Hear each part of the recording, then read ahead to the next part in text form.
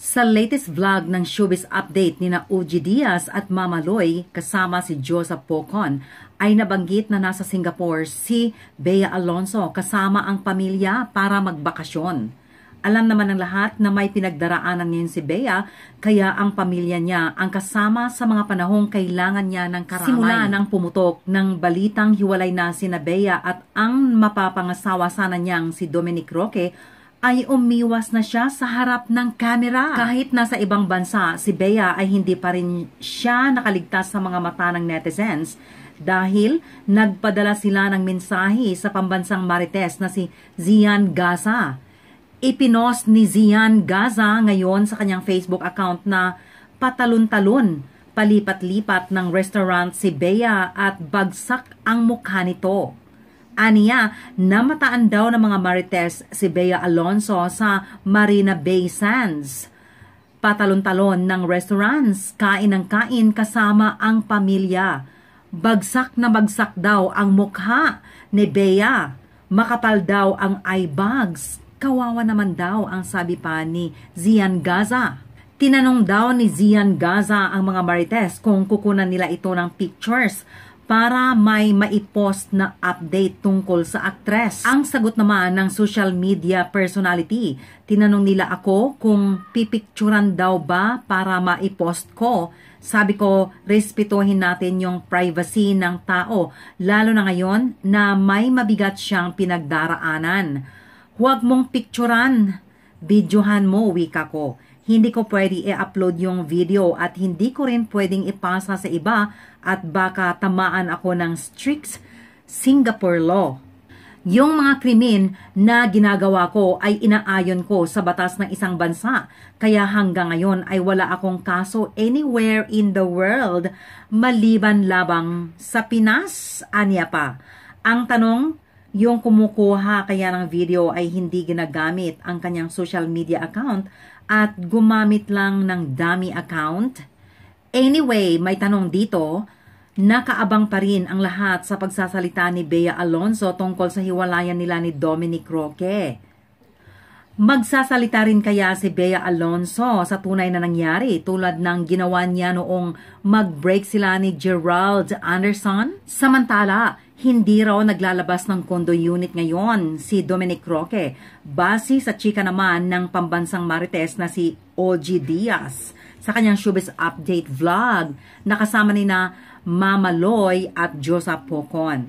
Kwento ni OG, base sa kanyang source, madalas magkulong sa kanyang kondo si Dominic at dinadalaw siya ng kanyang parents or pamilya niya roon. May mga kaibigan raw si Dominic Roque na tumatawag sa kanya para siya ay i-console or comfort, para siya ay lumabas, para somehow ay makalimot. Pero yung iba hindi niya pinagbibigyan. Yung iba pinagbibigyan niya, anya pa ni OG. Samantala, tinalakay din ni na OG Diaz at Mama Loy ang tungkol sa kondo na pag-aari ng isang politician. Inuupahan lang pala yun ni Dominic, kaya marami ang nagdududa kung ano ang kapasidad niya para mabayaran ang renta rito. At saka binanggit rin ni OG Diaz ang ibang pinagkikitaan ni Dominic Roque tulad ng salitang production house. Kung matatandaan ninyo, nung panahon ng pandemic, nag-video call kami ni Dominic at ipinakita niya sa akin yung bahay niya, yung interior ng kondo at minsan nag-uopisina na rin siya roon, ang sabi pa ni OG Diaz.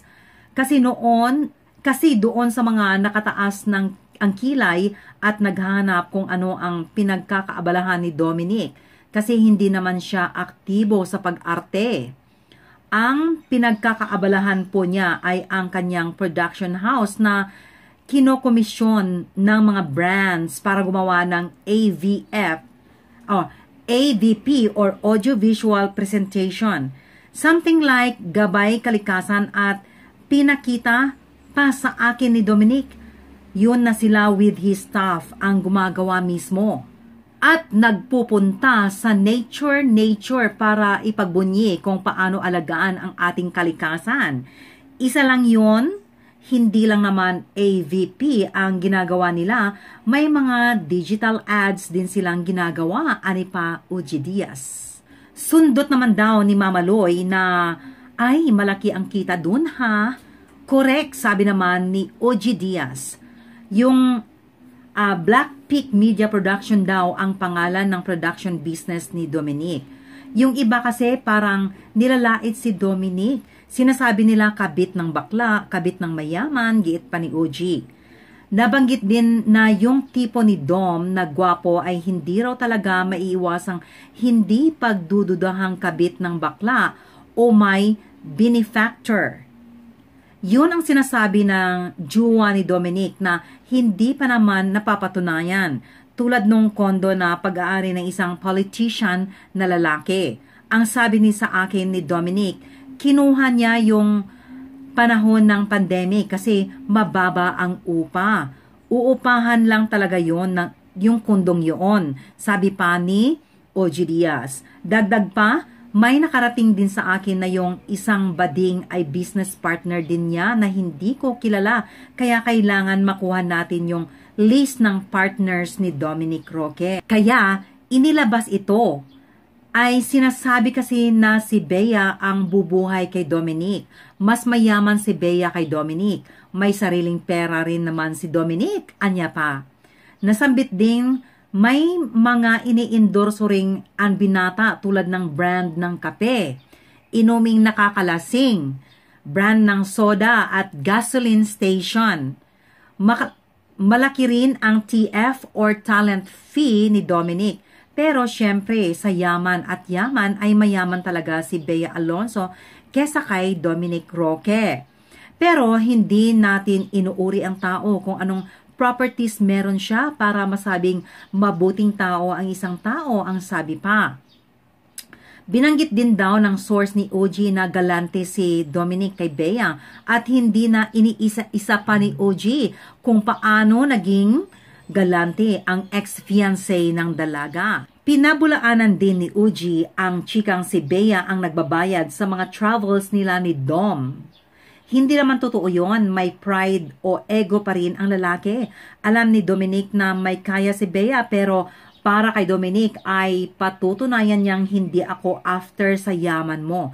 Kaya nga willing si Dominic na pumirma ng prenuptial. Tsaka yung Japan trip nila nitong huli bago maghiwalay, sponsored trip yon, kaya binanggit nila yung nag-sponsor sa kanila kasi pinopromote yung company.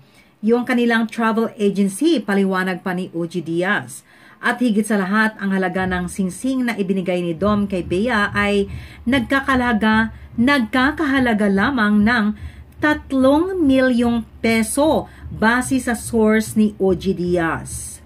More than 2 carats yon, sambit ni Mama Loy na inayunan naman ni OG. 2 carats?